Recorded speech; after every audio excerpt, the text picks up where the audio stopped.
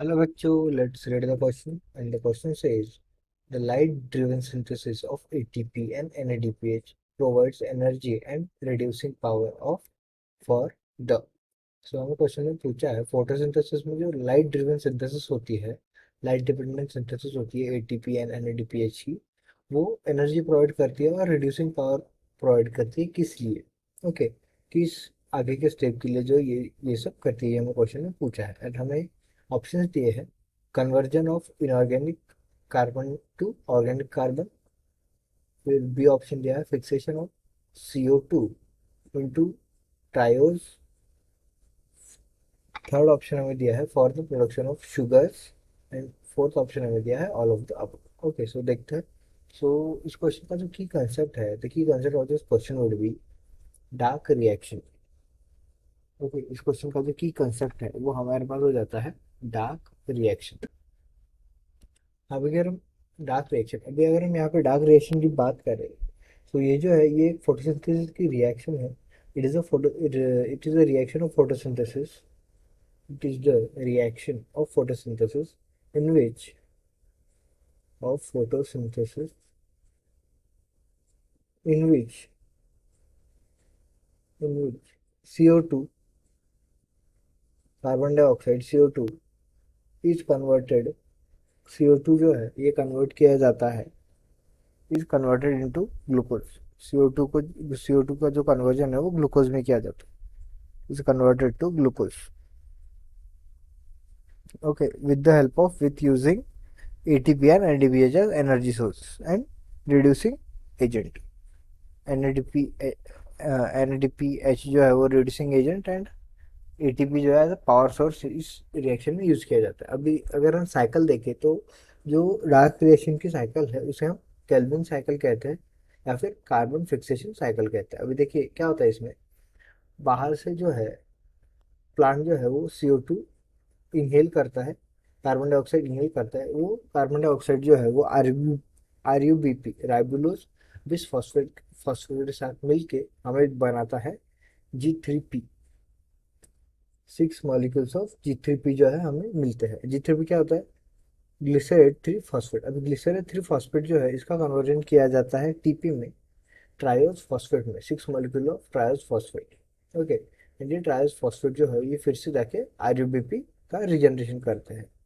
अभी देखिए अभी क्या होता है इसमें, सबसे पहले जो ट्रायल्स का फॉर्मेशन होता है उसमें जो है एनर्जी लगती है, इसलिए 6 मॉलिक्यूल्स ऑफ ATP जो है वो यूज किए जाते हैं एज ए एनर्जी सोर्स। जब G3P से ट्रायोस फॉस्फेट बनते हैं तो सबसे पहली एनर्जी जो है वो यूज की जाती है as a 6 molecule of ATP। Okay, and ATP जो है वो NADP में, ATP जो है वो ADP में कन्वर्ट किया जाता है। एडनोसिन ट्राइफॉस्फेट जो है एडनोसिन डाइफॉस्फेट में कन्वर्ट किया जाता है। फिर उसके बाद यहाँ पे जो है वो सेकेंड रिड्यूसिंग एजेंट, ATP के बाद जो है वो रिड्यूसिंग एजेंट यूज किया जाता है जो कि होता है NADPH। ये 6 मॉलिक्यूल ऑफ NADPH जो है वो यहाँ पे यूज किए जाते हैं। NADPH जो है वो 6 मॉलिक्यूल्स रिड्यूस किए जाते हैं NADP प्लस में, NADP प्लस में, वो भी 6 मॉलिक्यूल्स। अभी उसके बाद 6 ट्रायोज फॉस्फेट में से एक ट्रायोज फॉस्फेट जो है वो साइकिल के बाहर निकलता है एंड ऑफ ग्लूकोज का जो है वो फॉर्मेशन करता है, मीन्स ग्लूकोज का फॉर्मेशन करता है। आधा ग्लूकोज जो है वो एक ट्रायोस से बनता है, एंड एक पूरा ग्लूकोज का मॉलिक्यूल बनाने के लिए इस कार्बन के जो है वो 2 चक्कर लगाने पड़ेंगे तब एक ग्लूकोज मॉलिक्यूल बनेगा। सो एक ट्रायोस फॉस्फेट से जो है वो हाफ ग्लूकोज मॉलिक्यूल बनता है। बाद में ये जो है ये ट्रायोस मॉलिक्यूल जो है वो रिजनरेशन RUBP के रिजनरेशन के लिए जाता है 5 TP, एंड इस रिजनरेशन में भी जो है वो 6 ATP यूज किए जाते हैं as a energy source, and ATP का जो कन्वर्जन है वो होता है ADP में, एडिनोसिन डाइफॉस्फेट। अभी देखिए ये साइकिल जो है ये 3 स्टेजेस में होती है। ओके, सो सबसे पहले हम लेबलिंग कर लेते हैं। ये G3P जो है ये होता है ग्लिसरेट 3 फॉस्फेट।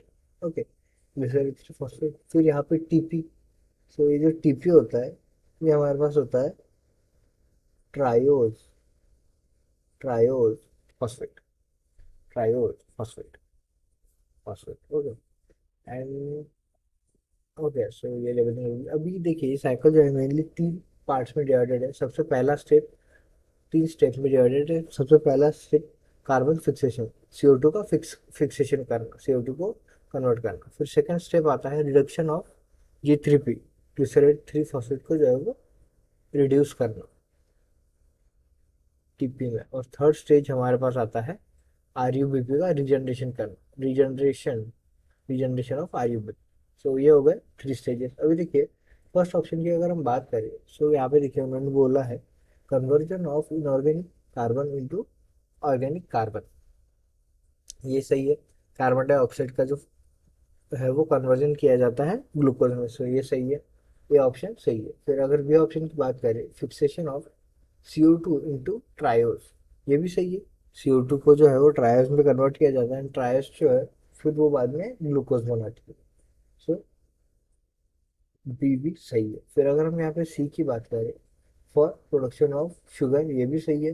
TP से फिर ट्रायोज फॉस्फेट से जो है वो ग्लूकोज या फिर हेक्सोज जो मॉलिक्यूल है वो मिलता है, कार्बन का हेक्सोज मॉलिक्यूल, जो कि डिफरेंट डिफरेंट प्रकार के ग्लूकोज हो सकते हैं। So the answer of this question would be all of the above, क्योंकि ATP एंड NADPH जो लाइट रिएक्शन से निकलते हैं वो तीनों ये काम करते हैं। So the final answer of this question would be option D. I hope you understood it well. Best of luck. Thank you.